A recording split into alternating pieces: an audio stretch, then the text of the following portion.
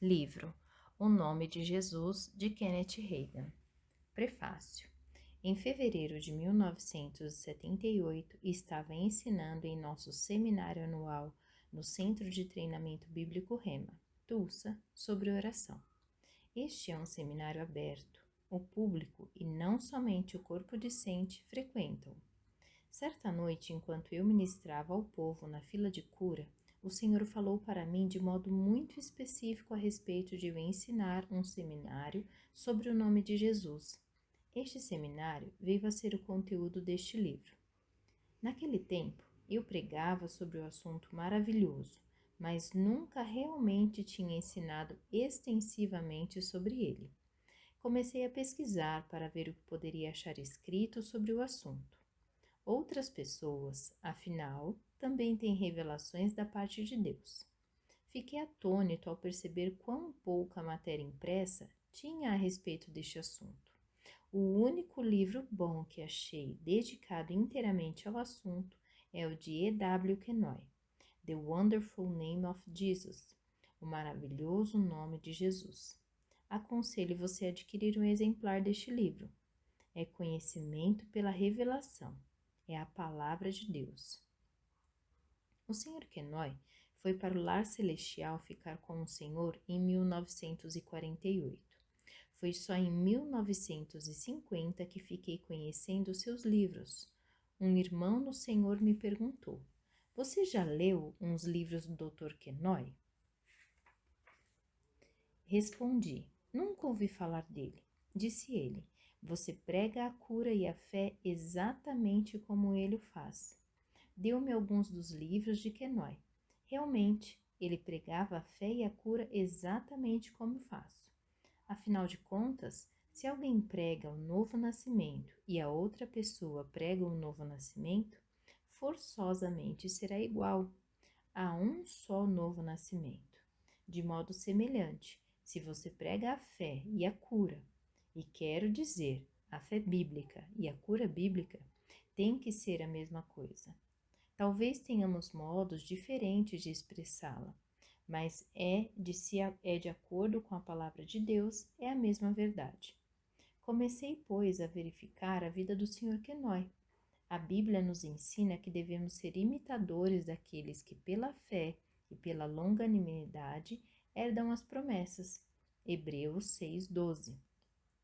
Gosto de ver se um homem vive aquilo que ensina. Algumas pessoas parecem querer achar alguém para quem a Bíblia não funcionou, para servir de exemplo. Sempre falam de alguém que não recebeu a cura. Ora, quando você prega a salvação, não falam acerca de alguém que não ficou salvo. Não, você fala daqueles que realmente se salvaram. Você não encoraja os cristãos a seguirem o exemplo daqueles que se desviam. Falam das pessoas que andam na luz da palavra de Deus e que desfrutam das suas bênçãos. Gosto de observar as pessoas. Gosto de seguir aqueles que herdam as promessas. E por isso que todos os anos ensino aos que treinam para o ministério no Centro de Treinamento Bíblico Rema, usando o livro de F. F. Bosworth, Christ the Healer, Cristo que cura. Conheci Bosworth pessoalmente. A última vez que frequentei uma das suas reuniões, ele estava com 77 anos. Com 80 e tantos anos de vida, anunciou certo dia: "Este é o maior dia da minha vida. Deus me mostrou que vou para o lar." Convidou um amigo para ficar com ele durante uns dias, depois foi para o lar.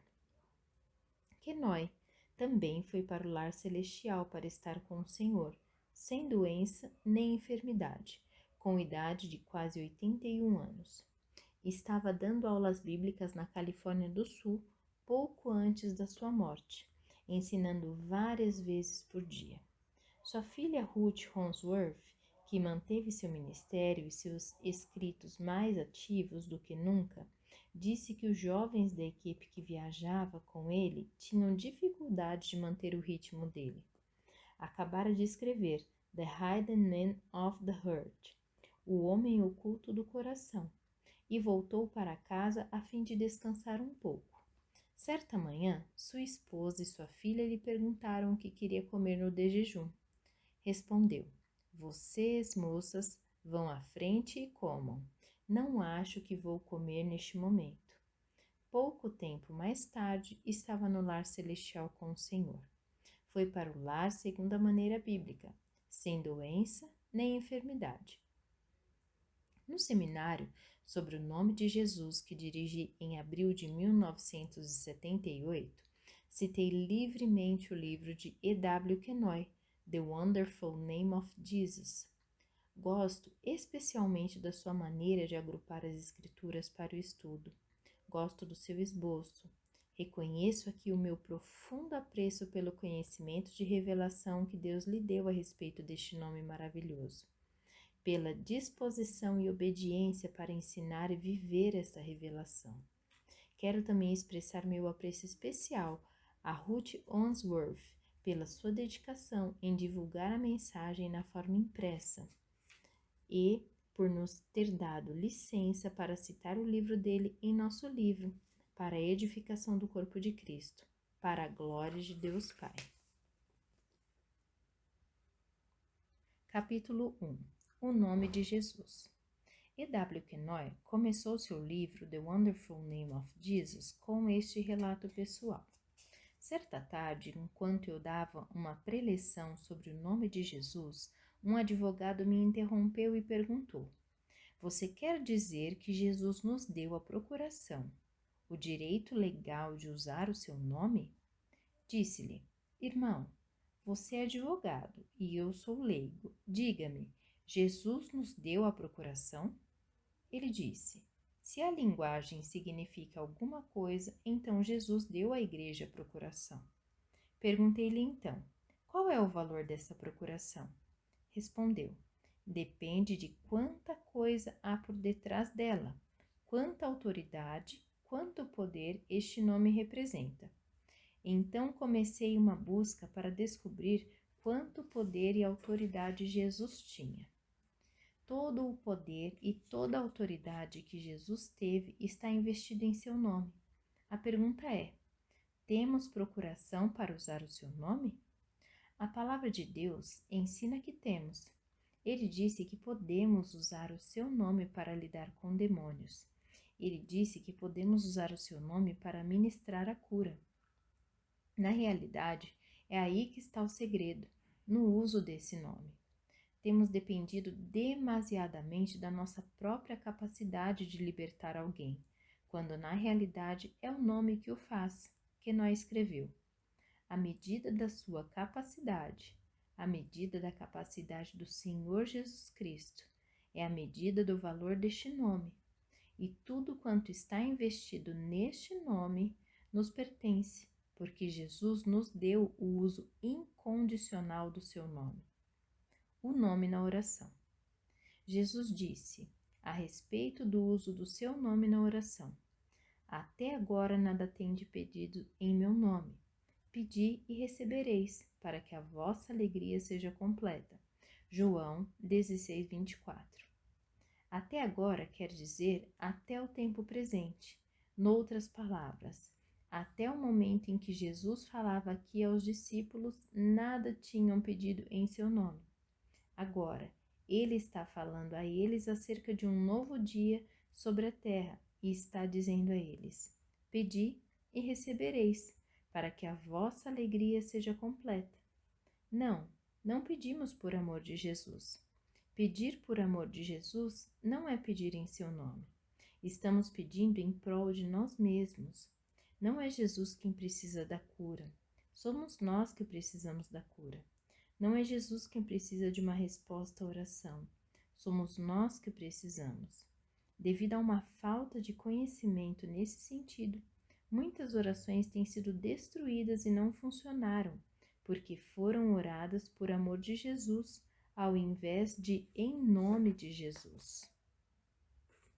Aqui em João, Jesus não somente nos dá o uso do seu nome na oração segundo a nova aliança, mas também declara que a oração proferida em seu nome receberá sua atenção especial. Em verdade vos digo, Se pedirdes alguma coisa ao Pai, ele vou-lo considerar em meu nome. João 16, 23. Note o que Jesus está dizendo. Você pede ao Pai em meu nome, eu endossarei o pedido e o Pai o dará a você. Que promessa espantosa sobre a oração! Mas por que não entendemos o que Jesus disse e por que tivemos uma lavagem cerebral religiosa ao invés de sermos ensinados pelo Novo Testamento? Diluímos as promessas de Deus. Acrescentamos algo que Jesus não disse. Adicionamos outra coisa. Deus fará se for a sua vontade. Mas pode não ser a sua vontade, temos dito.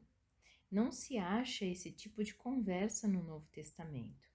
As pessoas têm concordado em ficar sem respostas à oração, dizendo: de certo, não era a sua vontade, porque ele não o fez. Se tivesse sido a sua vontade, ele o teria feito. Jesus declarou a vontade de Deus aqui, em João 16, 23 e 24. Converti-me em 22 de abril de 1933, quando nasci de novo. Estava no leito da enfermidade e da incapacidade. Foi ali que aprendi alguns dos segredos da oração e do uso do nome de Jesus que estou compartilhando aqui. Levei algum tempo para aprender. Fiquei 16 meses confinado à cama, mas em agosto de 1934 aprendi a orar a oração da fé e recebi a minha cura. Agora vou dizer algo e quero que você preste bastante atenção ao meu modo de dizê-lo. Algumas pessoas agarram parte daquilo que a gente diz e perdem a totalidade. Compreenda que quando se trata de orar por uma outra pessoa, a vontade desta entra na situação. Ninguém pode, nem pela oração, nem pela fé, empurrar sobre outra pessoa aquilo que ela não quer. Se pudéssemos, todos nós passaríamos a salvação para todos, não é? Quando se trata de orar por outras pessoas, a vontade delas entra em cena, e a sua dúvida pode anular os efeitos da minha fé. A descrença de outras pessoas, no entanto, não pode afetar minhas orações por minhas próprias necessidades. Ora, tendo dado essa explicação, é isto que eu queria dizer. Não orei uma só oração em 45 anos, quero dizer, para mim e para meus filhos enquanto eram pequenos, sem obter uma resposta. Sempre recebi uma resposta, e a resposta foi sempre sim. Algumas pessoas dizem: Deus sempre responde às orações, às vezes sim e às vezes diz não. Nunca li isso na Bíblia. Trata-se apenas de raciocínio humano. Jesus não disse: até agora nada tenho pedidos em meu nome. Pedi e recebereis. No entanto, às vezes Deus dirá não, e às vezes dirá sim, e às vezes dirá: espere um pouco. Temos acrescentado coisas assim à Bíblia na nossa tentativa de dar ao povo uma resposta sobre o porquê da oração não ter funcionado para ele. A razão, porém, pela qual não tem funcionado para tais pessoas é porque não fizeram funcionar a palavra. Se não funcionasse para mim, seria porque eu não estava em harmonia com a palavra. Uma pessoa pode ser boa crente, santificada, separada e santa, e ainda não dar conta do recado quando se trata da oração respondida. Cremos que as pessoas devem viver uma vida correta, mas você não pode vir gabando-se de si mesmo quando chegar a orar. Você não pode vir ao trono da graça contando a Deus tudo quanto você tem realizado e gabando-se daquilo e ainda obter uma resposta. Não, trazemos o nome de Jesus e a palavra de Deus funciona hoje, tanto quanto já funcionou no passado. Pedi ao Pai em meu nome, Jesus disse, eu endossarei aquilo e o Pai vô-lo dará. Kenoi diz, isto coloca a oração numa base puramente legal, porque ele nos deu o direito legal de usar o seu nome. À medida em que tomamos nossos privilégios e direitos segundo a nova aliança e oramos em nome de Jesus, o assunto passa fora das nossas mãos para as mãos de Jesus. Ele então assume a responsabilidade daquela oração e sabemos que ele disse: Pai, graças te dou porque me ouviste. Aliás, eu sei que sempre me ouves. Em outras palavras, sabemos que o Pai sempre ouve a Jesus e quando oramos em nome de Jesus, é como se o próprio Jesus estivesse orando. Ele toma o nosso lugar. Isso não somente coloca a oração numa base legal, mas torna-a uma transação prática. Quando oramos, nós tomamos o lugar de Jesus aqui para cumprir a sua vontade e ele toma o nosso lugar diante do Pai. O nome no combate. O nome de Jesus deve ser usado no combate contra as forças invisíveis que nos cercam. Temos autoridade no nome de Jesus contra todos os poderes das trevas. Estes sinais hão de acompanhar aqueles que creem.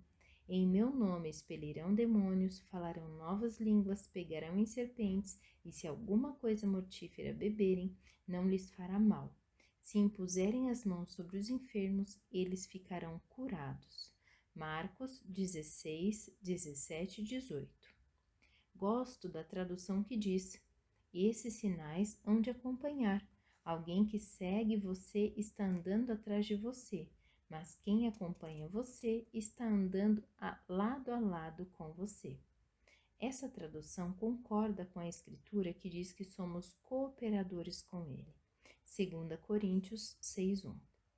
Literalmente no grego, Marcos 16 e 17 diz: estes sinais acompanharão os crentes, em meu nome farão. Cada filho de Deus é um crente, posto que estes sinais são operados em meu nome. Devem pertencer a todo filho de Deus, porque o nome de Jesus pertence a todo filho de Deus. Em meu nome expelirão demônios, falarão novas línguas. Temos o direito de falar em línguas em nome de Jesus. Pegarão em serpentes e se alguma coisa mortífera beberem, não lhes fará mal. Se impuserem as mãos sobre os enfermos, eles ficarão curados.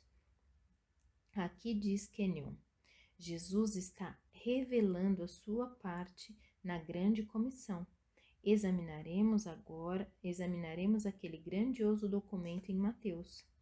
Jesus, aproximando-se, falou-lhes dizendo: toda autoridade me foi dada no céu e na terra. Ide, portanto, fazei discípulos de todas as nações, batizando-os em nome do Pai e do Filho e do Espírito Santo, ensinando-os a guardar todas as coisas que vos tenho ordenado. E eis que estou convosco todos os dias até a consumação dos séculos. Mateus 28, de 18 a 20. A tradução de Almeida Revista e Corrigida registra que Jesus disse: todo poder. Mais de uma palavra grega são traduzidas por poder no Novo Testamento.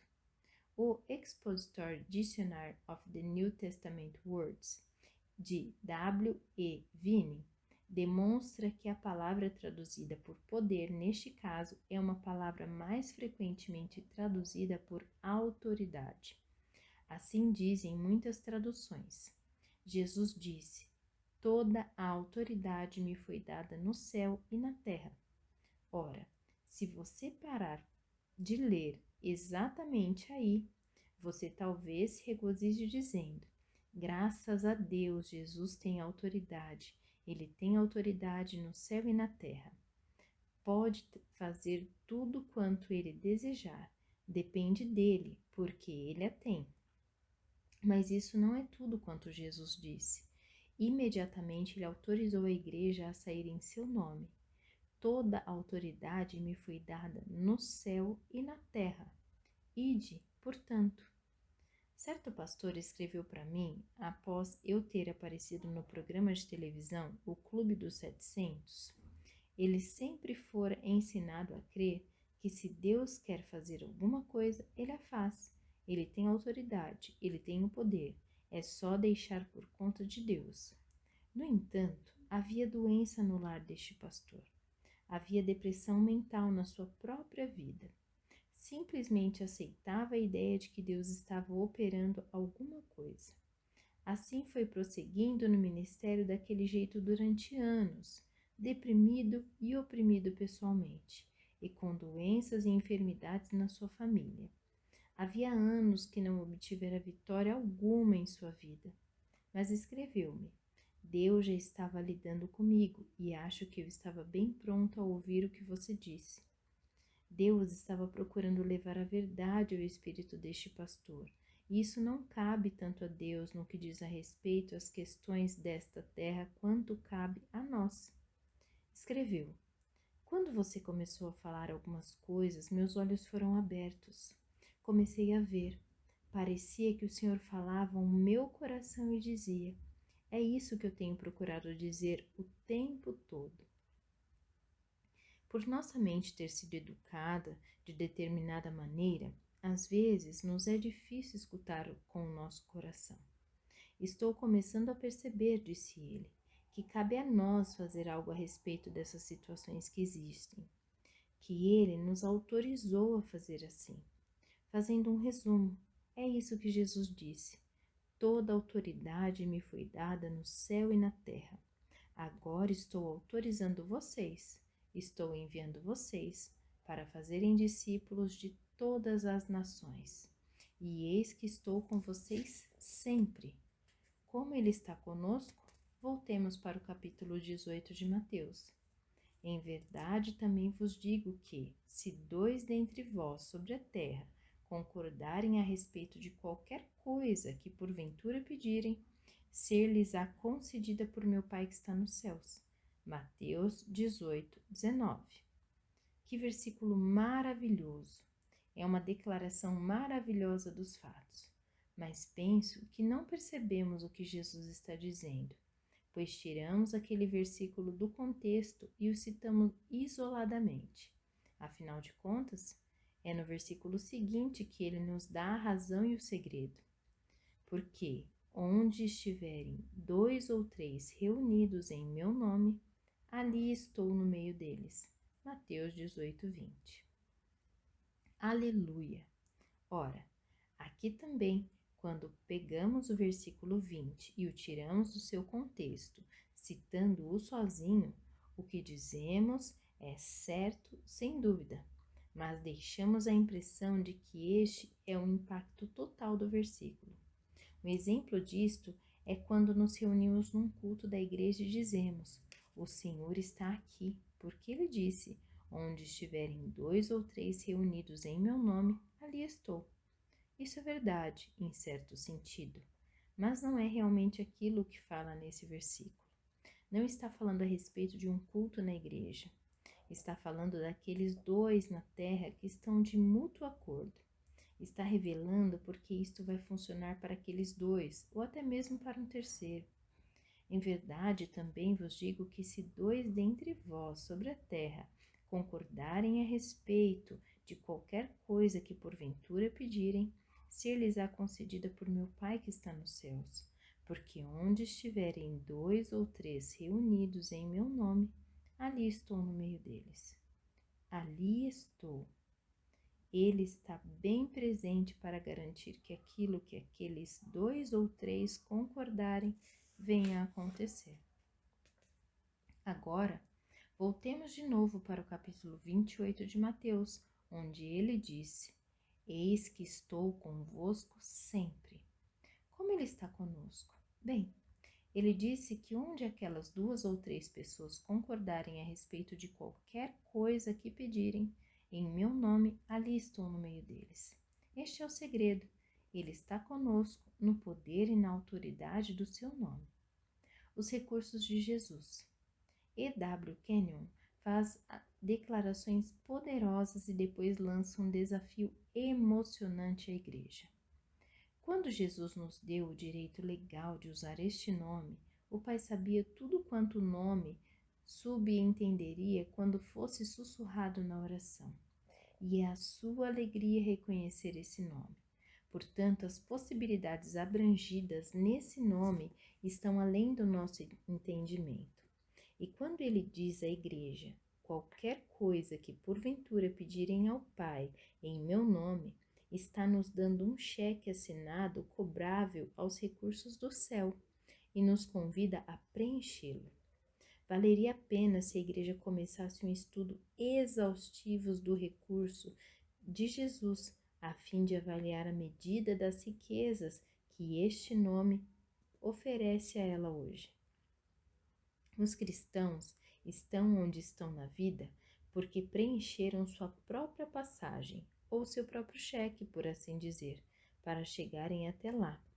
A maioria deles preencheu os cheques pequenos, porque tinha uma visão pequena de Jesus e deste nome.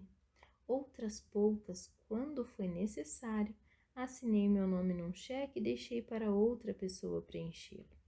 Naturalmente, dava ordem às pessoas quanto ao modo de preenchê-lo. Não queria que preenchessem qualquer coisa que quisessem, mas o que Jesus fez é o seguinte: ele assinou um cheque e o entregou completamente às nossas mãos.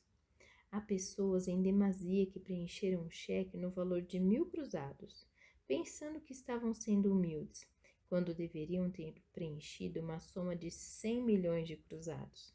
Por isso, têm vivido num baixo nível de vida.